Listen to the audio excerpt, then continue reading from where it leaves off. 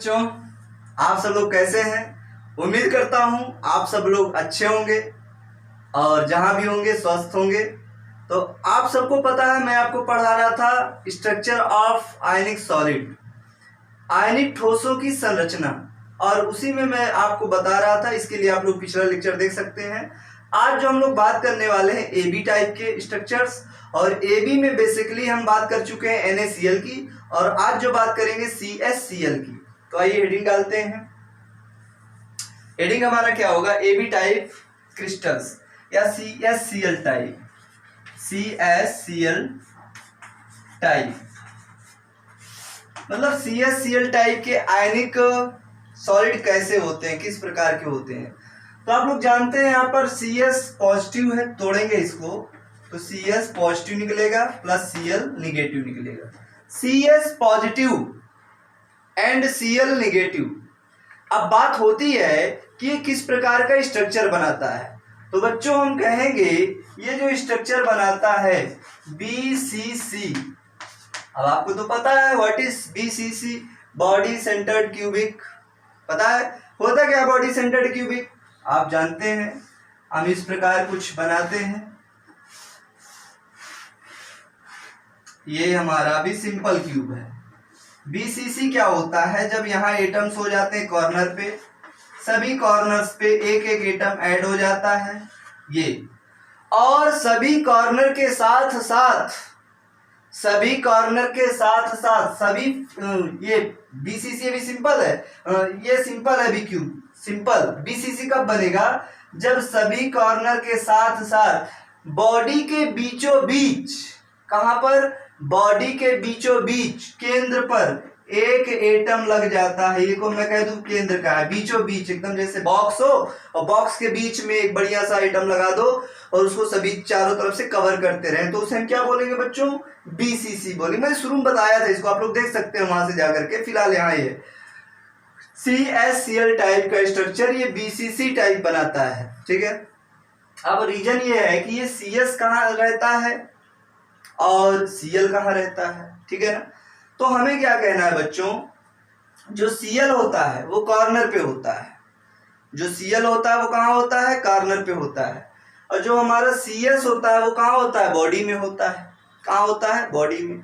तो आइए यहां से देखते हैं। पहले हम लोग Cl की बात कर लें। किसकी बात कर लें? Cl की बात कर लें। लिखेंगे यहां या यहां लिख सकते हैं हम लोग, ये सब कॉर्नर वाले Cl माइनस है और बॉडी वाला क्या है? Cs प्लस है, Cs पॉजिटिव, Cgm पॉजिटिव, ठीक है। बॉडी में रहेगा, केंद्र में रहेगा और कॉर्नर पे। तो कहेंगे Cl माइनस आयन किसमें पार्टिसिपेट करेगा? पैकिंग में। पैकिंग यानी संकुलन में भाग लेता है, संकुलन में भाग लेता है, ठीक है ना। लिख सकते हैं में भाग लेता है। अब Cl माइनस आयन संकुलन में भाग लेता है, तो बच्चों हम कहेंगे Cl माइनस आयन जो है वो कितना एटम है क्यूब के अंदर? तो हम जानते हैं टोटल कॉर्नर 1 2 3, यहां लिख के दिखा भी सकते हैं, आप जान भी सकते हैं, जैसे 1 2 3 4 5 6 7 8। केवल कॉर्नर वाले को भी नहीं, कोने वालों को। कोनों पर कितने हैं बच्चों? 8। कोनों पर कितने हैं? 8 कॉर्नर पे भाग लेता है। 8 कोने होते हैं, 8 हैं। और जो कोने के परमाणु होते हैं वो क्यूब के अंदर कितना होते हैं? 1/8। तो 8 सही 8 गुणित 1/8, तो क्या हो जाएगा? 8/8 कट के क्या हो जाएगा? 1। समझ में आई बात? मतलब कहने का यहाँ ये भी लिख सकते हैं आप, एक पॉइंट और बढ़ा सकते हैं। Cl माइनस आयन कहां पर होता है? कोनों पर होता है, कोनों पर होता है। ये सब पॉइंट बहुत इंपॉर्टेंट बच्चों। कहने का मतलब पूरे क्यूब में, पूरे यूनिट सेल में कितने Cl माइनस आए? 1। तो कहेंगे Cl minus ion per unit cell कितने हैं? 1। पर यूनिट सेल कितने हैं? 1। बात समझ में आ गई कि नहीं आई? अगर हम यहाँ पर कोऑर्डिनेशन नंबर की बात करें, कोऑर्डिनेशन नंबर कितना होगा, कोऑर्डिनेशन नंबर उप सह संयोजन संख्या कितनी होगी। तो बच्चों उसको हम लोग कैसे देखेंगे, किस प्रकार से निकालेंगे, उसके विषय में हमें समझना है, सीखना है और जानना है। तो उप सह संयोजन Cl माइनस आयन की कितनी होगी बताइए। यहाँ पर आपको देखना पड़ेगा Cl minus ion. Coordination number की एक्सप्लेन कैसे करेंगे, कैसे परिभाषित करेंगे। किसी भी आयन को, चाहे वो पॉजिटिव हो चाहे वो निगेटिव हो, किसी भी आयन को डायरेक्टली जितने एटम्स स्पर्श करते हैं, किसी भी एटम्स को, किसी भी आयन को जितने एटम या आयन डायरेक्टली स्पर्श करते हैं उन्हीं की संख्या को कोऑर्डिनेशन नंबर कहते हैं। अगर हम यहाँ मान लो इस एक क्लोरीन की जान ले, सभी का समझ में आ जाएगा। भाई अगर हमें बुखार है, ब्लड टेस्ट कराना, कोरोना पकड़ लिया तो क्या करेंगे, पूरे हर शरीर का खून निकलवा के चेक कराएंगे क्या, नहीं, एक जगह का निकलवा के खून चेक करा लेंगे, हमें पता चल जाएगा कि पूरी बॉडी में क्या फंक्शन है। उसी प्रकार से हम यहाँ किसी भी एक क्लोरीन का निकाल लेंगे, हमें मालूम चल जाएगा। सपोज हम इस क्लोरीन का निकाल रहे हैं, ठीक है, तो देखो एक अगर इधर है तो एक लाइन ये सीधे चली गई होगी, एक लाइन इधर है तो एक लाइन इधर आई होगी, एक लाइन इधर है तो एक लाइन इधर आई होगी। बोलो आई होगी, बिल्कुल सही आई होगी। तो यहाँ एक एटम था तो यहाँ भी होगा, इसका साइड, यहाँ एक एटम था तो यहाँ भी होगा, यहाँ एक एटम था तो यहाँ भी होगा। सारे एटम समझ में आ रहे हैं भाई, ढेर सारी यूनिट सेल मिलती हैं। तो अब देखो एक 20 बॉडी में था, तो ये बॉडी का जो एटम है इन 8 को टच कर रहा है, इसको भी कॉर्नर के जितने भी एटम है सभी को टच कर रहा है। तो अगर ये बॉडी में यहाँ है तो यहाँ भी तो एक बॉडी में होगा, यहाँ कहीं एक एटम होगा ये बॉडी वाला, तो ये भी इसको क्या करता रहेगा, टच करता रहेगा। बताइए भाई, 1 2 3 इधर वाले हो गए, 1 2 3 उस यूनिट के हो गए, और एक इस बॉडी का हो गया, एक उस बॉडी का हो गया। तो कितने हो इसको टच कर रहे हैं टोटल, गिन लो। ये तो टच ही कर रहा है, एक बॉडी वाला भी लगा दे तो देखो 1 2 3 4, इधर से 4 टच कर रहे हैं, 4 ऊपर से, इसको टोटल कितने लोग टच कर रहे हैं, 8। तो इसकी कोऑर्डिनेशन नंबर कितनी हो जाएगी Cl माइनस आयन की, Cl माइनस आयन की कोऑर्डिनेशन नंबर कितनी हो जाएगी, 8, क्योंकि यहाँ पर क्लोरीन को हर जगह कितने एटम डायरेक्टली स्पर्श कर रहे हैं, 8 एटम स्पर्श कर रहे हैं। बोली बात समझ में आई कि नहीं आई, बिल्कुल आ गई होगी आपको। अब इसको थोड़ा नोट कर लीजिए, उसके बाद मैं आपको सीजियम की बात कराता हूँ। नोट कर लीजिए सब लोग, नोट कर लिए हैं, बिल्कुल। अब हम CS की बात करते हैं, CS पॉजिटिव। हम जानते हैं कि CS पॉजिटिव कहाँ रहता है, बॉडी में रहता है, बॉडी के बीचों बीच रहता है। अब ये बीचों बीच है तो पूरा का पूरा आ गया, वो हमें पता है। तो जब पूरा का पूरा बीच में है तो कहीं बाहर जाएगा नहीं, एक एटम है तो कहेंगे CS पॉजिटिव आयन कितना है, एक, इसीलिए हम इसको क्या कह सकते हैं, 1:1 भी कह सकते हैं, एक एक एटम है दोनों का। अब इसका भी कोऑर्डिनेशन नंबर अगर देखें, कोऑर्डिनेशन नंबर, कोऑर्डिनेशन नंबर किसका, CS का, लिख सकते हैं coordination number of CS positive, CS positive कितना बच्चों, 8, क्योंकि ये जो CS है इसको कितने लोग टच कर रहे हैं, 8 क्लोरीन चारों तरफ, 8 तरफ से टच कर रहे हैं, केंद्र में है ना तो सभी उसको टच करेंगे, ये भी टच करेगा। यह बातें आप पीछे देख सकते हैं, ये भी टच करेगा, ये भी टच करेगा, ये भी टच करेगा, ये भी टच करेगा, और ये भी टच करेगा, ये भी टच करेगा, मतलब ये भी सारे एटम 8 है। देखो 1 2 3 4 5 6 7 8, 8 कॉर्नर वाले एटम क्लोरीन माइनस आयन बीच वाले सीजियम प्लस बॉडी वाले को टच करेंगे, इसीलिए सीजियम प्लस की भी कोऑर्डिनेशन नंबर कितनी होगी, 8। अब बच्चों यहाँ पर आप लोग देख सकते हैं, अगर हम एग्जांपल्स की बात करें तो CSBr CSI वगैरह आप लिख सकते हैं, एग्जांपल्स CSBr CSI, टेलुरियम वगैरह भी ले सकते हैं, ठीक है ना। इसको आप लोग नोट कर लीजिए, TLBr वगैरह भी ले सकते हैं, नोट कर लीजिए सभी लोग, फिर मैं आगे आपसे बात करता हूँ। सभी बच्चे नोट कर लें। हाँ बच्चों, तो आइए अब हम लोग जो बात करेंगे ZNS टाइप स्ट्रक्चर की बात करेंगे, तो हेडिंग डालेंगे ZNS type of structures, ZNS type. तो हम सबसे पहले देखेंगे, ये टूटेगा तो जिंक 2 पॉजिटिव आएगा और सल्फर 2 नेगेटिव आएगा। बोलिए इतनी बात समझ आ रही है कि नहीं, जिंक 2 पॉजिटिव आ जाएगा और सल्फर 2 नेगेटिव आ जाएगा। अब बात करेंगे स्ट्रक्चर किस प्रकार का बनाता है। तो बच्चों ये जो स्ट्रक्चर बनाते हैं FCC टाइप की, फेस सेंटर्ड क्यूबिक, क्या होता है आप सबको पता है। फेस सेंटर्ड मैंने शुरू में ही पढ़ाया हुआ है, इसको थोड़ा डिटेल में पढ़ना हो पहले जो प्रारंभ के लेक्चर है उनमें जा सकता है। फेस में क्या होता है, सभी कॉर्नर पे 8 कॉर्नर 8 कोने होते हैं, सभी कोनों पर एक एक गोला और सभी फलकों पर भी एक एक गोला होता है। एक फेस, दूसरी फेस, तीसरी फेस, चौथी फेस, पांचवी फेस और एक छठवीं फेस, 6 फेस होती है। ये सब पता है आपको, ये फेस वाले हैं, ये मैं कलर कर दे रहा हूँ आपको ज्यादा समझ में आ जाएगा। ये देखिए ये सब जो कलर है वो फेस के हैं, फलक के एटम हैं, 6 फेस 6 फलक 6 एटम्स, और जो कॉर्नर पे है वो 8 है। इस टाइप का स्ट्रक्चर बनाता है ZnS। अब सबसे पहला सवाल क्या उठता है कि सल्फर 2- कहाँ में भाग लेता है, पैकिंग में भाग लेता है। लिख देंगे पैकिंग में, पैकिंग माने संकुलन, पैकिंग में भाग लेता है, भाग लेता है, पैकिंग में भाग लेता है।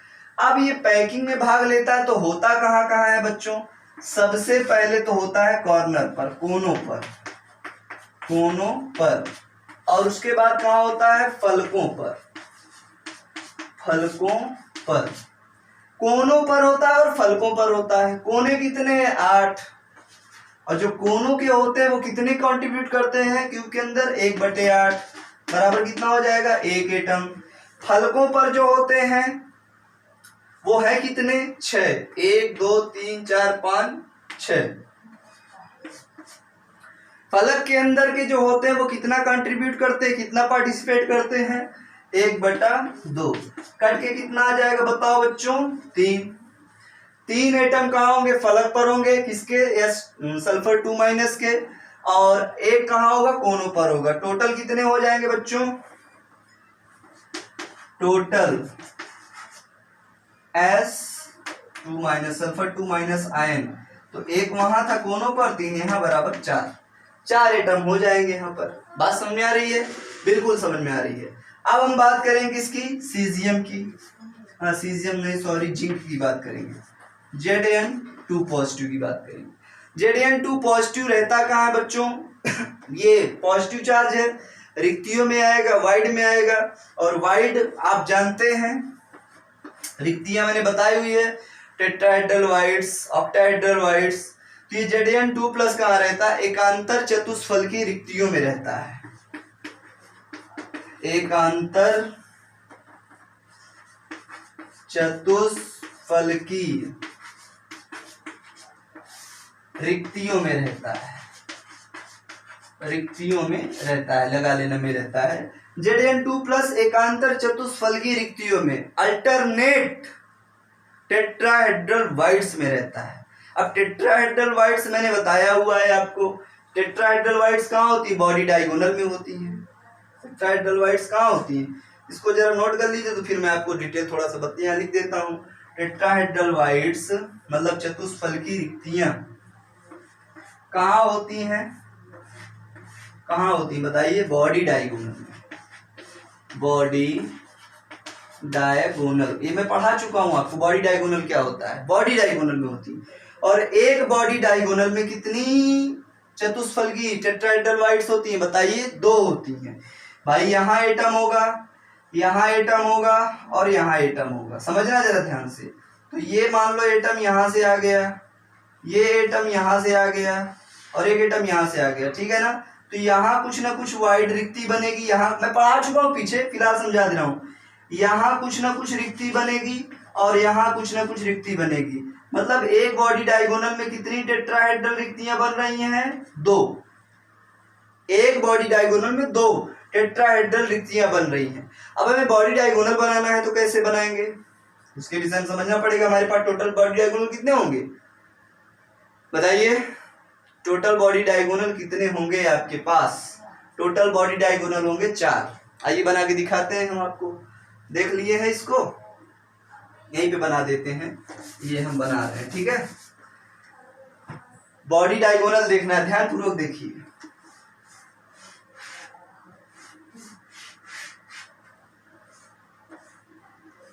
बॉडी डायगोनल पहले तो समझना क्या है, होता क्या है। अगर हम बॉडी डायगोनल की बात करेंगे तो इस कोने से, यहां से लेके इस कोने से इस कोने तक की दूरी एक बॉडी डायगोनल, और फिर किसकी बात करेंगे, इस कोने से लेकर के इस कोने तक की दूरी दो बॉडी डायगोनल, ठीक है। इस कोने से इस कोने की दूरी तीन बॉडी डायगोनल, और इस कॉर्नर से इस कॉर्नर के बीच की दूरी चार बॉडी डायगोनल। समझ में आया आपको बात, समझ में आ रहा है। चार बॉडी डायगोनल होते हैं। चार बॉडी डायगोनल्स में थोड़ा मिटा देते हैं हम इसको, तब ज्यादा बेटर पड़ेगा।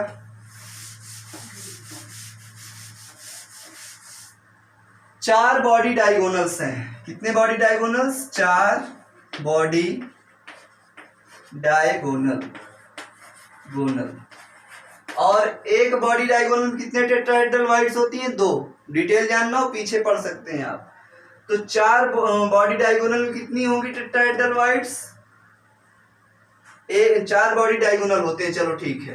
एक बॉडी डायगोनल में कितनी है, दो। तो चार बॉडी डायगोनल में कितनी होंगी बच्चों, चार गुणित दो बराबर 8 होंगी।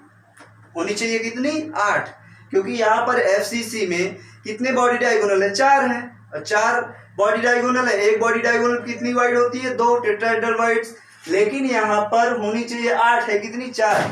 तो मैंने एक चीज और कहा, एकांतर चतुष्फलकी रिक्तियों में। एकांतर का मतलब क्या है, जैसे हमारी एक ये बॉडी डायगोनल हो गई, अब यहाँ पर एटम हो गया, यहाँ पर एटम हो गया, यहाँ पर एटम हो गया। तो नियम तो यह है कि एक टेट्राहेड्रल वाइड यहाँ होनी चाहिए और एक टेट्राहेड्रल वाइड यहाँ होनी चाहिए, अगर साधारण। लेकिन एकांतर का मतलब क्या है, यहाँ पर होगी और यहाँ पर नहीं होगी, ये एकांतर का मतलब है। कहने का मतलब, एकांतर का मतलब एक बॉडी डायगोनल पे एक ही वाइड पाई जाए।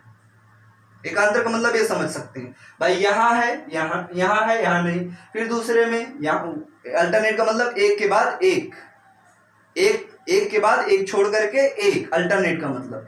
जैसे अल्टरनेट समझ लो, जैसे हमने 1 2 3 कर दिया, तो 1 को ले लो, 2 को छोड़ दो, फिर 3 को ले लो। 1 2 को छोड़ के 3, मतलब ये अल्टरनेट हो गया, ये और ये अल्टरनेट हो गए।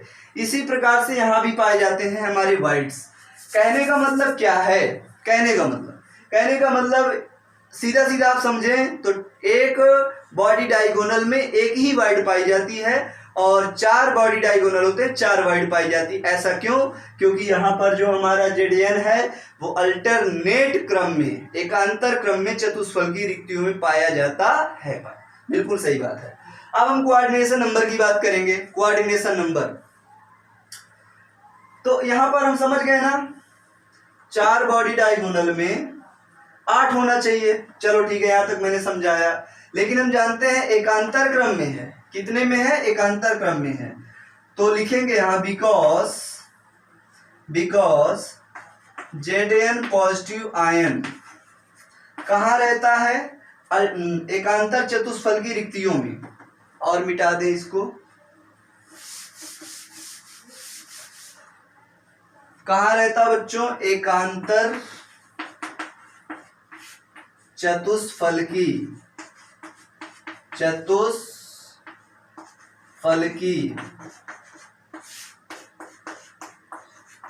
रिक्तियों